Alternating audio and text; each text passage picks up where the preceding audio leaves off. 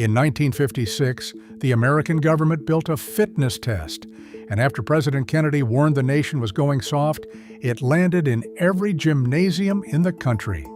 That's number 12 on this list, and today it is gone, quietly retired, and most parents never noticed. But here's the strange part. Most of the traditions we lost weren't taken by a law or a lawsuit. They faded, one budget cut and one liability memo at a time. Number 4, most of us are glad it is gone. But number 1 used to happen every single morning in every neighborhood in America, and now a parent can be reported for it. These 25 traditions shaped how tens of millions of us grew up, then vanished, and nobody held a funeral. Before we count them down, hit subscribe. Let's begin with number 25. Number 25, clapping the erasers. Before whiteboards and dry erase markers, every classroom in America ran on chalk, and every teacher needed a trusted student to clean the erasers. It was an honor, handed to the kid who finished their work first or behaved all week. You carried those felt erasers outside, held them at arm's length, and slapped them together until a cloud of white chalk dust bloomed around you and coated your sleeves. Some kids clapped them against the brick wall of the school, leaving pale ghost prints that stayed until the next rain. A box of chalk cost a few cents, and a good eraser lasted years. When whiteboards took over in the 1990s, the job simply disappeared. No more chalk dust hanging in the sunlight, no more being chosen. A small ritual of trust, gone without anyone ever deciding to end it. Number 24, paper bag book covers. At the start of every school year, textbooks came with a warning: keep them clean or pay to replace them. So families reached for brown grocery bags from the A&P or Piggly Wiggly, cut them open, and folded them into custom covers for every book. It was a kitchen table ritual, parents showing kids how to crease the corners and slide the flaps snug over the front and back. Then you decorated them, doodling band logos, hearts, and your crush's initials in ballpoint pen through study hall. The cover protected the book and made it yours. Store-bought stretchy fabric covers eventually arrived. Then schools moved to digital textbooks and tablets entirely. The brown paper cover, folded by hand and scribbled all over, vanished. With it went the small pride of taking care of something you would have to hand back in June. Number 23, the ditto machine, and that purple ink. Long before copiers hummed in every school office, teachers cranked out worksheets on a spirit duplicator, the mimeograph's cousin. The pages came off the drum, still slightly damp, printed in a soft, unmistakable purple. And every kid in America did the same thing the moment the sheet hit their desk. They lifted it to their face and breathed in. That sweet, sharp solvent smell meant a quiz, a word search, or a coloring page was coming. Teachers typed each master by hand, so a single mistake meant starting the whole thing over. A ream of paper and a bottle of fluid cost almost nothing, which is why schools clung to them for decades. Photocopiers and laser printers finally made the ditto obsolete by the late 1980s. The worksheets survived, the smell did not. Ask anyone over 40, and they can still describe it exactly. Number 22, film strips and the beep. Before streaming, before VHS was even common, learning came on a strip of film fed through a projector, one frame at a time. A record or a cassette played the narration, and every few seconds a soft beep told the student running the machine to advance to the next picture. Being chosen to turn that knob was a job of real responsibility. Lights off, shades drawn, the whole class watched grainy images about volcanoes or the food pyramid glow on a pull-down screen. Sometimes the beep came and the operator missed it, and the class would groan in unison. A film strip cost a few dollars and lived in a little canister in the supply closet for years. VHS tapes replaced them in the 1980s, then DVD-S, then a laptop and a projector. The beep, once the soundtrack of 1,000 darkened classrooms, fell silent. Number 21, the overhead projector. For nearly 40 years, the glowing glass box at the front of the room was how teachers taught. They wrote on clear plastic transparencies with special markers, and their handwriting appeared 10 feet tall on the wall. The machine hummed, the fan whirred, and there was always one bulb that flickered and one teacher who blocked half the screen with a shoulder. Students loved being asked to change the transparency, sliding the old sheet off and the new one on. Some teachers built binders of hand-drawn diagrams they'd used for years, each sheet soft at the edges from handling. A box of transparencies and a set of markers ran a few dollars a year. Smart boards and digital projectors swept them out of classrooms in the 2000s. The warm glow and the gentle hum of the overhead are now a memory only teachers of a certain age still carry. Number 20. Milk money. Every morning began the same way in mid-century American schools. The teacher called roll, then collected milk money. A few pennies or a nickel dropped into a coffee can or a small envelope with your name on it. In the earliest years, milk arrived in tiny glass bottles with cardboard caps, delivered in metal crates that clanked when the milkmen set them by the door. Later came the little half-pint cartons you learned to open without tearing, white for regular and pink for strawberry on a lucky day.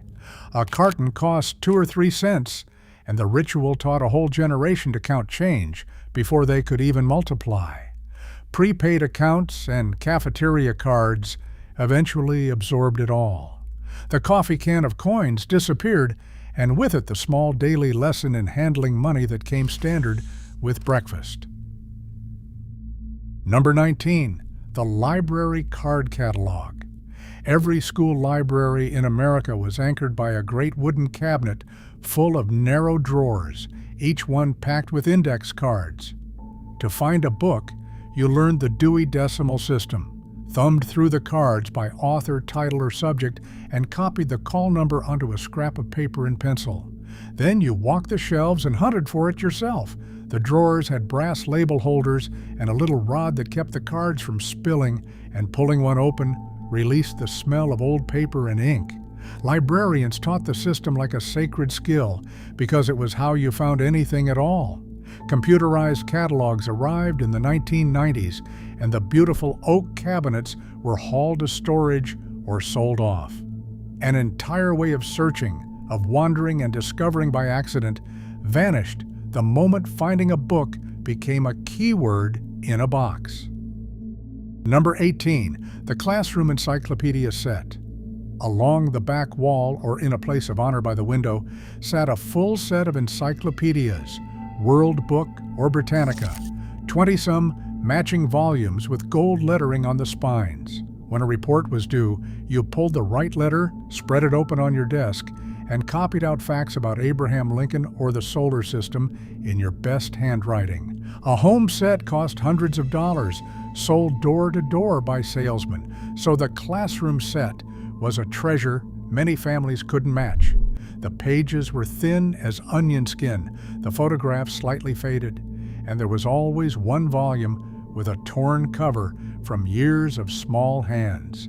The internet made all of it obsolete almost overnight in the early 2000s. The gold-lettered spines went to the recycling bin, and the ritual of looking something up in a book you could hold was over. Number 17. Penmanship and the Palmer Method. For most of the 20th century, learning to write beautifully was its own subject. Students practiced the Palmer Method, filling page after page with loops and ovals until their cursive flowed smooth and even. Teachers watched your posture, your grip, and the angle of the paper, and graded handwriting as strictly as spelling. The alphabet marched across the top of the chalkboard in perfect script, capital and lowercase, a standard every child was expected to match. Earning your penmanship certificate was a genuine milestone. As keyboards took over and standardized testing crowded out the day, cursive was quietly dropped from most curriculums by the 2010 S. Now, a rising generation cannot read a handwritten letter from their own grandparents or sign their name in anything but block print. What was once the mark of an educated person became an elective, then a memory. Number 16, duck and cover drills. At the height of the Cold War, American children practiced surviving a nuclear attack. When the teacher called it or a siren wailed, students dove under their desks, curled up tight, and covered the backs of their necks with their hands. A cartoon turtle named Bert taught the routine in a film shown in classrooms across the country in the 1950s. Some schools even handed out dog tags so children could be identified. It was terrifying and completely ordinary at the same time. A drill sandwiched between spelling and lunch. Kids grew up believing a wooden desk might save them from the bomb. As the Cold War thawed, the drills faded through the 1980s, replaced by fire drills, and tragically, by newer kinds of drills no earlier generation could have imagined. Duck and cover became a strange artifact of a childhood lived under a shadow most kids today have never heard of. Number 15, home economics. For decades, American students, mostly girls, spent a semester learning to run a household. They sewed aprons and pillowcases on rows of machines, baked biscuits from scratch, ironed shirts, balanced a pretend budget, and even practiced caring for a raw egg or a sack of flour like it was a baby. The classroom had a working kitchen and a bank of sewing tables, and the smell of something baking drifted down the hall. It taught real skills, how to read a recipe, mend a seam, plan a meal on a tight budget. As schools shifted toward test scores and college prep, home ec was cut through the 1990s and the 2000s as an expensive frill. A generation grew up unable to sew on a button or cook a basic meal. The class that once prepared kids for daily life quietly disappeared from the schedule. Number 14, shop class. Down the hall from home economics, mostly boys pulled on safety goggles and learned to work with their hands. Wood shop, metal shop, auto shop, drafting, real tools and real machines, bandsaws and lathes and welding torches under the eye of a teacher who had actually worked a trade. Students built birdhouses, spice racks, and lamps they carried home with enormous pride, projects their parents kept for decades. The room smelled of sawdust and machine oil, and the buzz of a table saw was the sound of learning something useful. Rising insurance costs, liability fears, and the push to send everyone to college gutted shop programs starting in the 1990s. The machines were sold, the rooms converted into computer labs.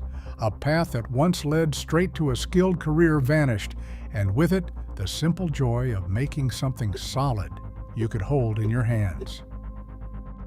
Number 13, square dancing in gym class.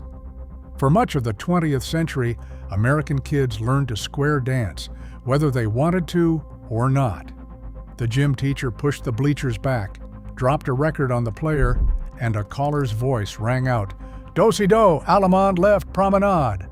Boys and girls paired off, red-faced and giggling, sweaty palms and stepped-on toes, shuffling through the steps in their sneakers. It was awkward and mortifying, and for a lot of kids, secretly a little bit fun. Square dancing was even promoted as the great American folk dance, taught coast to coast. As gym class modernized and cut anything that felt old-fashioned, the records were boxed up and the callers went quiet. The promenade faded from gymnasiums by the 2000s. An entire shared rite of embarrassment, the first time many kids ever held a classmate's hand, simply stopped happening.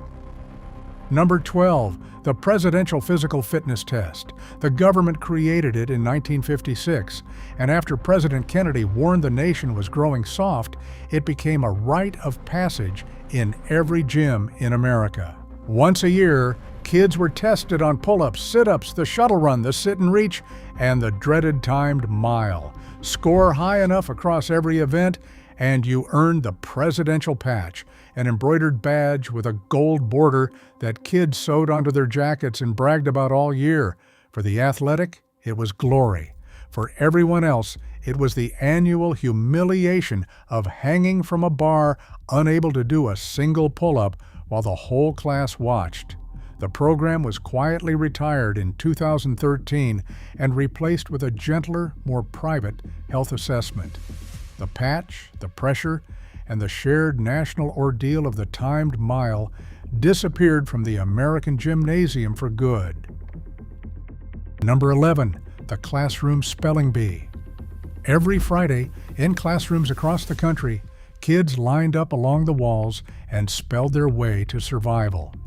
Miss a word and you sat down. Nail it and you moved to the next round, the tension building as the list grew harder, the whole class silent, hanging on every letter. Winners advanced to the school B, then the county, then, in rare cases, the national stage. It rewarded the quiet, bookish kids who rarely got the spotlight in gym or out on the field. A well-worn word list and a teacher's steady voice were all it took. While the national competition survives, the weekly classroom B faded as spell check made the skill feel optional and packed schedules squeezed it out. The nervous thrill of standing to spell a word in front of everyone and the pride of being the last one on your feet slipped away almost unnoticed. Number 10, show and tell. In the youngest grades, one morning a week belonged to the children. Each kid brought something from home: a seashell, a new puppy, a grandfather's war medal, a rock that looked like a face, and stood at the front to tell the class about it. It was the first taste of public speaking anyone ever got, the first time you learned to hold a room and answer questions on your feet. Teachers used it to build confidence and to catch a glimpse of each child's home life and imagination. All it cost was a few minutes and a little courage.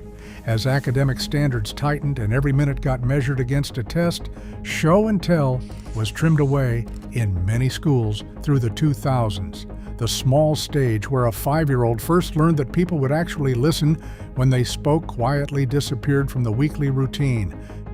Number 9, the Perfect Attendance Award. At the end of the year, at the awards assembly, a certificate went to every student who hadn't missed a single day. Parents framed them. Kids lined up year after year, some stringing together perfect attendance from kindergarten all the way through senior year, dragged to school through colds and stomach aches to protect the streak.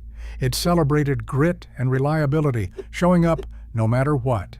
But attitudes shifted. Health experts pointed out that rewarding kids for coming to school sick just spread illness through the whole building, and the award started to feel like it was praising the wrong thing.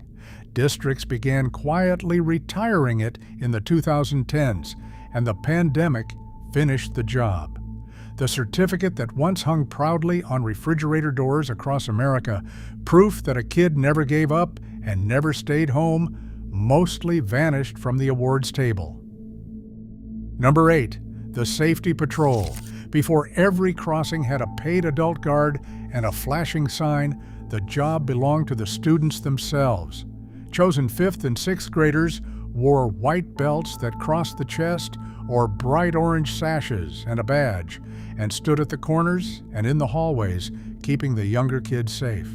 They held out an arm to stop the little ones, walked them across, and reported the rule breakers. It was a position of real authority, and being picked was one of the proudest moments of elementary school. The AAA School Safety Patrol program put millions of kids in those belts over the decades. Liability worries and the shift to adult crossing guards slowly ended the tradition in most districts. The white belt and the small badge that once made a 10-year-old feel 10 feet tall, trusted to protect the whole school, quietly disappeared from the corner. Number 7, signing yearbooks and autograph books. In the last week of school, the yearbooks arrived and the whole ritual began. Kids chased each other down the halls, thrusting books forward, begging teachers and crushes and best friends to sign. Everyone scrawled the same lines: "Have a great summer, stay cool, KIT for keep in touch, don't ever change," filling every white space and margin. The trick was to grab the inside cover before someone else claimed it, and a message from the kid you liked could be read 100 times over one long summer. Younger grades used little autograph books passed around on the last day. As social media let kids stay connected every second of every day, the frantic end-of-year signing lost its urgency. Why write, "Have a great summer," when you'd be texting by dinner? The signed yearbook, once a treasured time capsule of a whole year, faded into a quieter thing. Number 6. The class ring. Junior year, a representative from the ring company came to the high school and set up in the cafeteria, and every student pored over a catalog of options. You chose the medal, the stone color for your birth month, your initials, and little symbols on the sides for your sport, your instrument, your school mascot. Parents saved up because a good ring wasn't cheap. And when it finally arrived, there was a whole tradition of turning it, friends spinning it on your finger a certain number of times for luck. The heavy gold ring marked you as almost grown, a badge you wore for decades. As college and career came to matter more than the high school itself, and costs kept climbing, fewer and fewer students bought them. The class ring, once an heirloom worn for a lifetime, slipped from an assumption to a rarity. Number 5. The sock hop. In the 50s and 60s, the school gym transformed on a Friday night into a dance floor.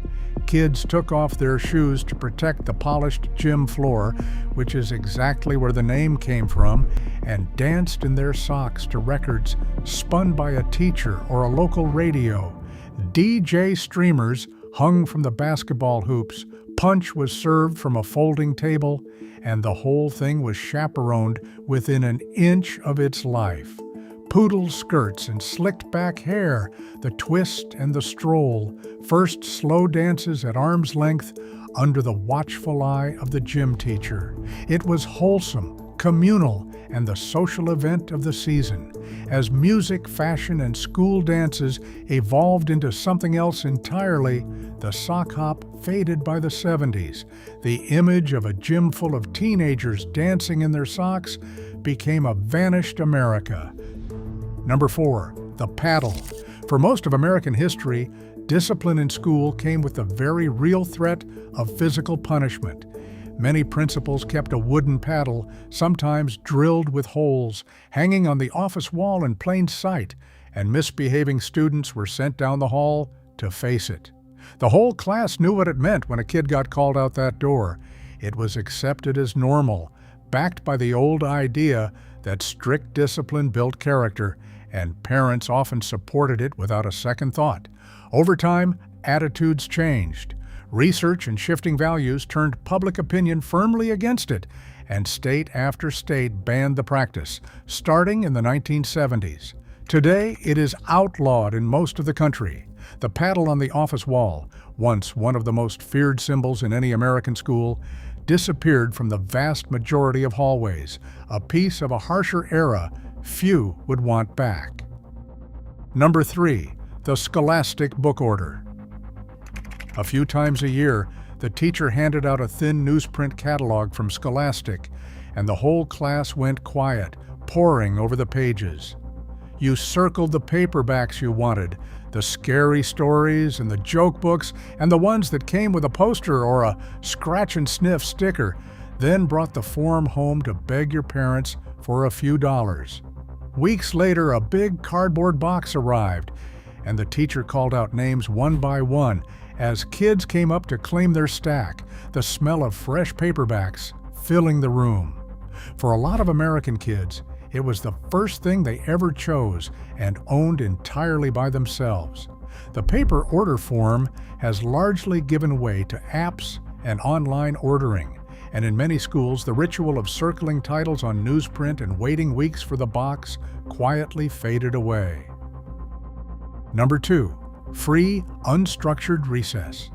There was a time when recess meant exactly that, a stretch of open time when kids ran outside and were simply left alone. No planned activities, no adult directing the game, just a field, a blacktop, and your own imagination. Kids invented games with their own rules, negotiated fairness among themselves, climbed the tall metal playground equipment set over hard-packed dirt, and worked out their own small societies of who was in and who was out. It was where children learned to solve problems without a grown-up refereeing every move.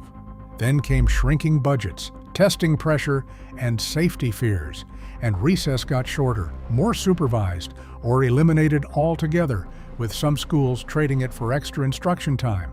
The long, free, slightly wild recess of past generations, where childhood happened in the gaps between lessons, became one of the biggest quiet losses of the modern American school day. And finally, number 1, walking to school. For most of American history, the school day began and ended on foot. Kids spilled out of houses, up and down the block, met their friends at the corner, and walked together, sometimes a mile or more, in packs that grew bigger with every driveway. Older kids watched the younger ones. You learned the neighborhood by heart, every shortcut and every dog to avoid. And those unsupervised walks were where friendships were forged, secrets were traded, and independence quietly grew. Parents waved from the porch and trusted the world to bring their children home. Then everything changed.